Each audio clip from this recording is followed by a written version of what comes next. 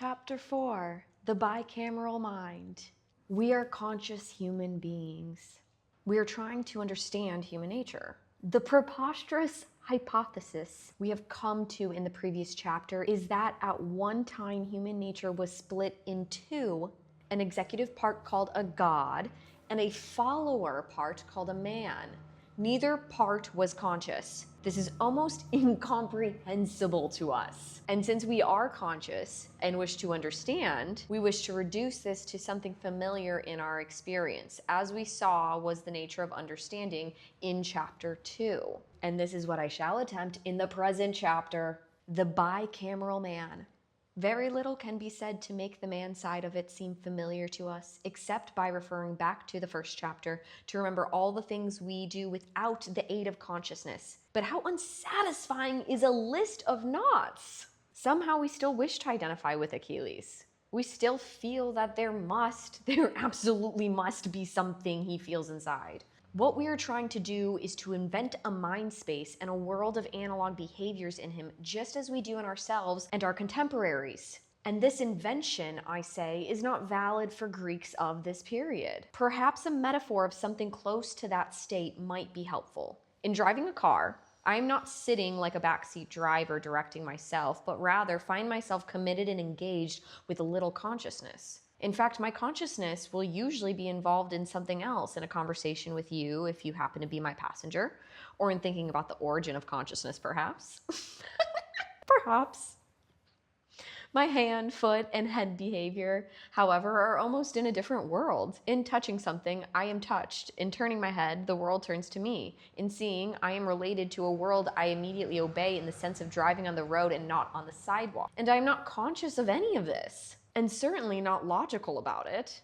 I'm caught up, unconsciously enthralled, if you will, in a total interacting reciprocity of stimulation that may be constantly threatening or comforting, appealing or repelling, responding to the changes in traffic and particular aspects of it with trepidation or confidence, trust or distrust, while my consciousness is still off on other topics. Now simply subtract that consciousness and you have what a bicameral man would be like. The world would happen to him and his action would be an inextricable part of that happening with no consciousness whatever. And now let some brand new situation occur, an accident up ahead, a blocked road, a flat tire, a stalled engine, and behold, our bicameral man would not do what you and I would do. That is, quickly and efficiently swivel our consciousness over to the matter and narratize out what to do. He would have to wait for his bicameral voice, which with the stored up admonitory wisdom of his life would tell him non-consciously what to do. I'm horrible at driving a car. I'm not sure my mind would. The bicameral God. But what were such auditory hallucinations like? Some people find it difficult to even imagine that there can be mental voices that are heard with the same experiential quality as externally produced voices. After all, there is no mouth or larynx in the brain. Whatever brain areas are utilized, it is absolutely certain that such voices do exist and that experiencing them is just like hearing actual sound. Further, it is highly probable that the bicameral voices of antiquity were in quality very like such auditory hallucinations in contemporary people. They are heard by many completely normal people to varying degrees. Often it is in times of stress, when a parent's comforting voice may be heard, or in the midst of some persisting problem. In my late 20s, living alone on Beacon Hill in Boston, I had for about a week been studying and autistically pondering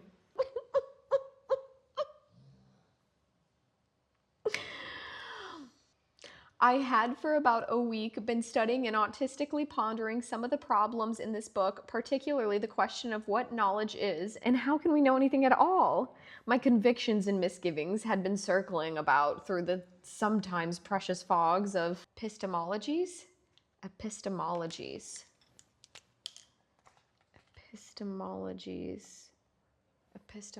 The branch of philosophy that studies knowledge. Oh, I knew that word. Okay. My convictions and misgivings had been circling about through the sometimes precious fogs of epistemologies, finding nowhere to land. Suddenly, out of an absolute quiet, there came a firm, distinct, loud voice from my upper right, which said, "Include the knower in the known." It lugged me to my feet absurdly, exclaiming, "Hello?" looking for whoever was in the room. The voice had an exact location. No one was there. Not even behind the wall where I sheepishly looked. I do not take this nebulous profundity, great depth of thought, knowledge, or feeling. I like that word. Intellectual depth. Profundity. Profundity. Profundity. Oh, I like that word. Intellectual depth. That's 1A. 1B is something profound or obtruse. I do not take this nebulous profundity as divinely inspired, but I do think that it is similar to what was heard by those who have in the past claimed such special selection.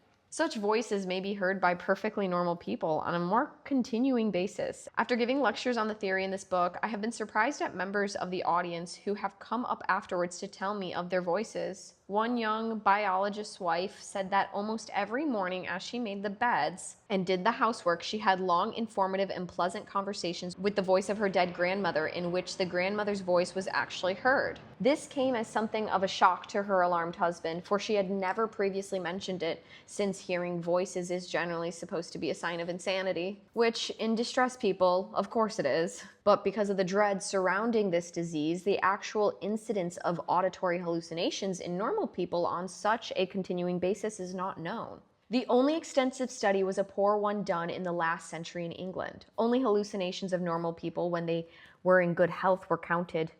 Of 7,717 men, 7.8% had experienced hallucinations at some time.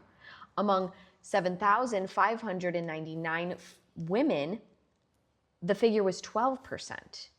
Hallucinations were most frequent in subjects between 20 and 29 years of age, the same age, incidentally, at which schizophrenia most commonly occurs. There were twice as many visual hallucinations as auditory. National differences were also found. Russians had twice as many hallucinations on average. Brazilians had even more because of a very high incidence of auditory hallucinations. Just why is anyone's conjecture. One of the deficiencies of this study, however, is that in a country where ghosts are exciting gossip, it is difficult to have accurate criteria of what is actually seen and heard as hallucination. There is an important need for further and better studies of this sort. Is that why I'm insane? Is that why I'm insane? Hallucinations in psychotics. It is, of course, in the distress of schizophrenia that auditory hallucinations similar to bicameral voices are most common and best studied. I did study several people's charts that were diagnosed with schizophrenia. They had things going on with Pisces energy or the 12th house. Do with that what you will. It is, of course, in the distress of schizophrenia that auditory hallucinations similar to bicameral voices are most common and best studied. This is now a difficult matter. At a suspicion of hallucinations, distressed psychotics are given some kind of chemotherapy, such as thorazine, which specifically eliminates hallucinations. This procedure is at least questionable and may be done not for the patient but for the hospital, which wishes to eliminate the rival control over the patient. But it has never been shown that hallucinating patients are more intractable than others. Indeed, as judged by other patients, hallucinating schizophrenics are more friendly, less defensive, more likable, and have more positive expectancies toward others in the hospital than non-hallucinating patients. And it is possible that even when the effect is apparently negative, hallucinated voices may be helpful to the healing process. I just feel like some people are tapped in, right? There's different realms. Just saying, food for thought. Questions are good. It's good to ask questions, and not enough people ask questions about the mind. Not enough people ask questions about the mind. At any rate, since the advent of chemotherapy, the the incidence of hallucinatory patients is much less than it once was.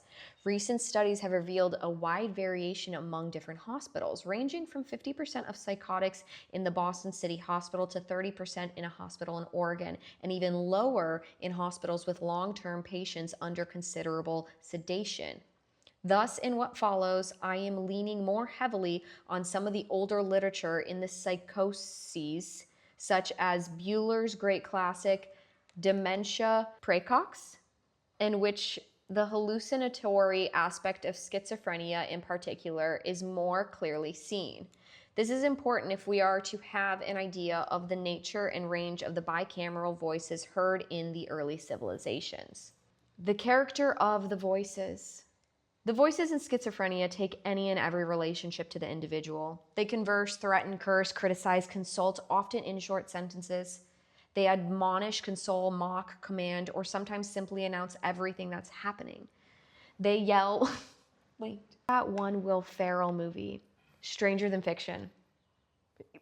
He's like, am I? Is he? The author is narrating his life, right? As she's writing it. Everyone thinks he's going crazy. He's going mad because he hears someone narrating his life. They yell, whine, sneer, and vary from the slightest whisper to a thunderous shout. Often the voices take on some special peculiarity, such as speaking very slowly, scanning, rhyming, or in rhythms, or even in foreign languages. There may be one particular voice, more often a few voices, and occasionally many. As in bicameral civilizations, they are recognized as gods, angels, devils, enemies, or of particular person, or a particular person or relative. Or occasionally they are ascribed to some kind of apparatus reminiscent of the statutory, which we will see was important in this regard in bicameral kingdoms.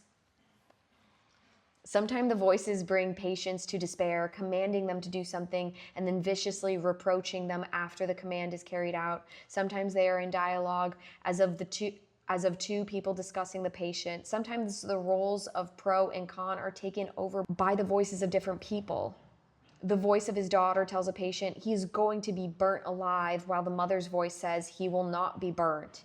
In other instances, there are several voices gabbling all at once, so the patient cannot follow them. Their locality and function. In some cases, particularly the most serious, the voices are not localized, but usually they are. They call from one side or another, from the rear, from above and below. Only rarely do they come from directly in front of the patient. They may seem to come from the walls, from the cellar or the roof, from heaven or from hell, near or far, from parts of the body or parts of the clothing. And sometimes, as one patient put it, they assume the nature of all those objects through which they speak, whether they speak out of the walls or from the ventilators or in the woods and in the fields. In some patients, there is a tendency to associate the good consoling voices with the upper right, while bad voices come from below and to the left. The angel and the devil? In rare instances, the voices seem to be the patient to come from his own mouth, sometimes feeling like foreign bodies bulging up in his mouth. Sometimes the voices are hypostasized in bizarre ways. One patient claimed that a voice was perched above each of his ears, one of which was a little larger than the other, which is reminiscent of the cause and the way they were depicted in the statues of the pharaohs of ancient Egypt, as we shall see in a subsequent chapter. Very often the voices criticize a patient's thoughts and actions. Sometimes they forbid him to do what he was just thinking of doing, and sometimes this occurs even before the patient is aware of his intention. One intelligent paranoid who came from the Swiss canton of Thurgau harbored hostile feelings towards his personal attendant. As the latter stepped into his room, the voice said in its most reproachful tone, before the patient had done anything, "There you have it. A Thurgauer beats up a perfectly decent private attendant." Of immense importance here is the fact that the nervous system of the patient makes simple perceptual judgments of which the patient's self is not aware, and these, as above, may then be transposed into voices that seem prophetic. A janitor coming down a hall may make a slight noise of which the patient is not conscious, but the patient hears his hallucinated voice cry out, "Now someone is coming down the hall with a bucket of water." Then the door opens and the prophecy is fulfilled. Credence in the prophetic character of the voices, just as perhaps in bicameral times, is thus built up and sustained. The patient then follows his voices alone and is defenseless against them, or else, if the voices are not clear, he waits, catatonic and mute, to be shaped by them, or alternatively, by the voices and hands of his attendants. Usually the severity of schizophrenia oscillates during hospitalization, and often the voices come and go with the undulations of the illness. Sometimes they occur only when the patients are doing certain things or only in certain environments. And in many patients before the present day chemotherapy, there was no single waking moment free from them.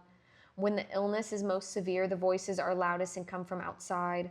When least severe, voices often tend to be internal whispers.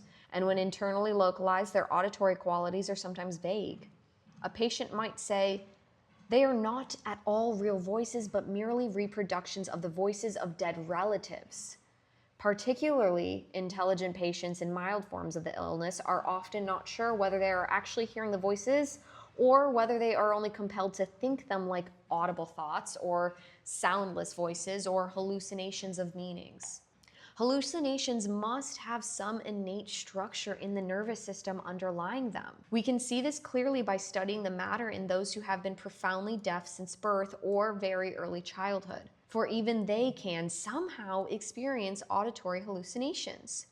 This is commonly seen in deaf schizophrenics. In one study, 16 out of 19 hallucinating, profoundly deaf schizophrenics insisted they had heard some kind of communication. One 32-year-old woman born deaf who was full of self-recrimination about a therapeutic abortion claimed she heard accusations from God. Another 50-year-old congenitally deaf woman heard supernatural voices which proclaimed her to have occult powers. The visual component. Visual hallucinations in schizophrenia occur less commonly, but sometimes with extreme clarity and vividness.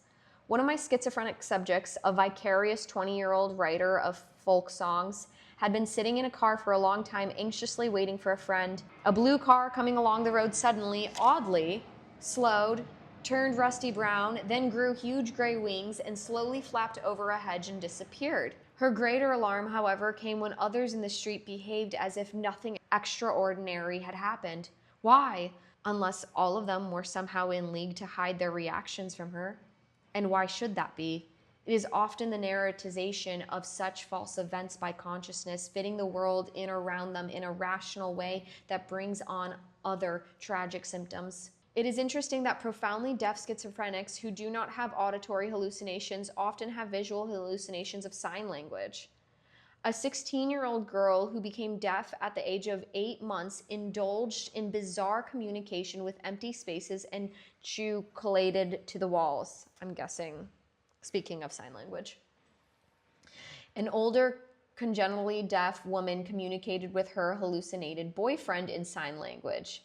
Other deaf patients may appear to be in constant communication with imaginary people using a word salad of signs and finger spelling.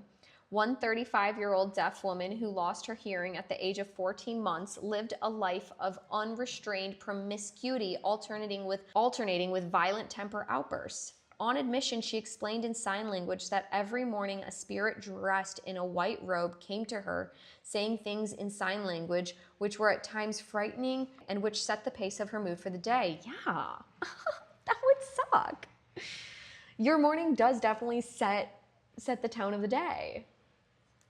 Another deaf patient would spit at empty space, saying that she was spitting at the angels who were lurking there. A 30-year-old man, deaf since birth, more benignly would see little angels and Lilliputian people around him and believed he had a magic wand with which he could achieve almost anything. Occasionally, in what are called acute twilight states, whole scenes, often of religious nature, may be hallucinated even in broad daylight, the heavens standing open with a god speaking to the patient. Or sometimes writing will appear before a patient as before Nebuchadnezzar.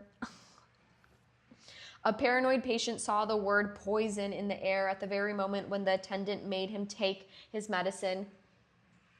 Okay, to be fair, okay, we're not even going to talk about pharmaceuticals. We're not going to get into it. We're not going to get into pharmaceutical medication. Like, yes and no. Yes and no. Yes and no. In other instances, the visual hallucinations may be fitted into the real environment, which figures walking about the ward or standing above the doctor's head, even as I suggest, Athene appeared to Achilles. More usually, when visual hallucinations occur with voices, they are merely shining light or cloudy fog, as Thetis came to Achilles, or Yahweh to Moses. The release of the gods. If we are correct in assuming that schizophrenic hallucinations are similar to the guidances of gods in antiquity, then there should be some common physiological instigation in both instances. This, I suggest, is simply stress.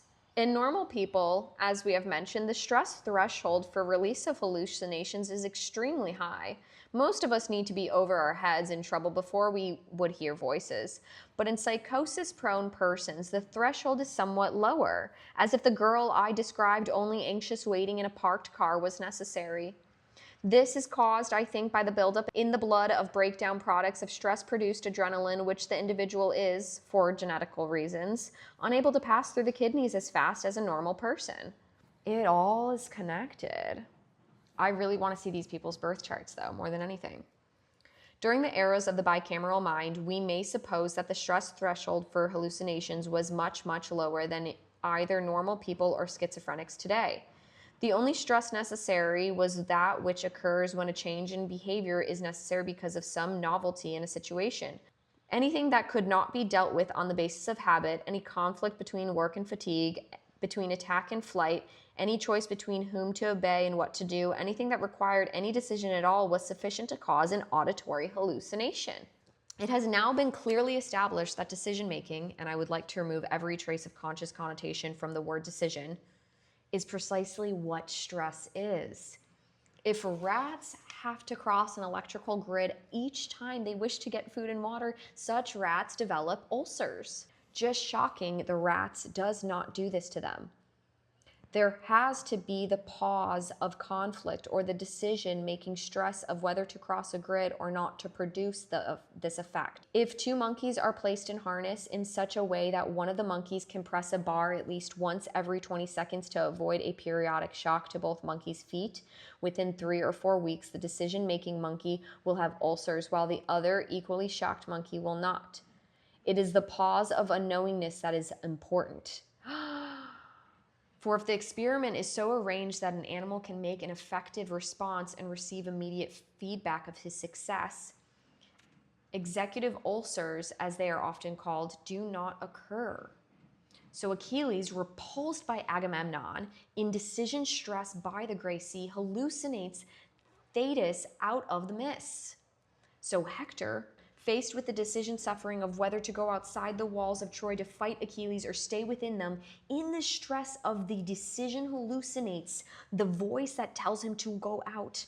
The divine voice ends the decision stress before it has reached any considerable level. Had Achilles or Hector been modern executives, living in a culture that repressed their stress-relieving gods, they too might have collected their share of our psychosomatic diseases. It's an environment. It's really, I think everything comes down to environment and what we eat and put in our bodies. What we put in our bodies. The basics. The authority of sound. We must not leave the subject of hallucinatory mechanism without facing up to the more profound question of why such voices are believed, why obeyed. For believed as objectively real, they are, and obeyed as objectively real in the face of all the evidence of experience in the mountains of common sense. Indeed, the voices a patient hears are more real than the doctor's voice. He sometimes says so. If that is not a real voice, then I can just as well say that even you are not now really talking to me, said one schizophrenic to his physicians. Valid, what is real? What is real then when in your reality, right? Yes, sir. I hear voices distinctly, even loudly. They interrupt us at this moment. It is more easy for me to listen to them than to you. I can more easily believe in their significance and actuality, and they do not ask questions. That he alone hears the voices is not of much concern. Sometimes he feels that he has been honored by this gift, singled out by divine forces, elected and glorified, and this even when the voice reproaches him bitterly, even when it is leading him to death.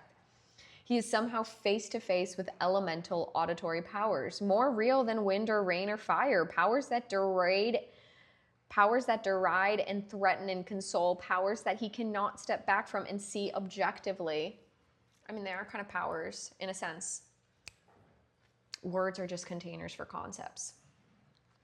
One sunny afternoon, not long ago, a man was lying back in a deck chair on the beach at Coney Island. Suddenly, he had heard a voice so loud and clear that he looked about at his companions, certain that they too must have heard the voice. When they acted as if nothing had happened, he began to feel strange and moved his chair away from them. And then, suddenly, clearer, deeper, and even louder than before, the deep voice came at me again, right in my ear this time, and getting me tight and shivery inside. Larry, Jason, I told you you weren't any good. Why are you sitting here making believe you are as good as anyone else when you're not? Whom are you fooling? The deep voice was so loud and so clear, everyone must have heard it. He got up and walked slowly away down the stairs of the boardwalk to the stretch of the sand below. He waited to see if the voice came back. It did, its words pounding in this time, not the way you hear any words, but deeper. As though all parts of me had become ears, with my fingers hearing the words and my legs and my head too.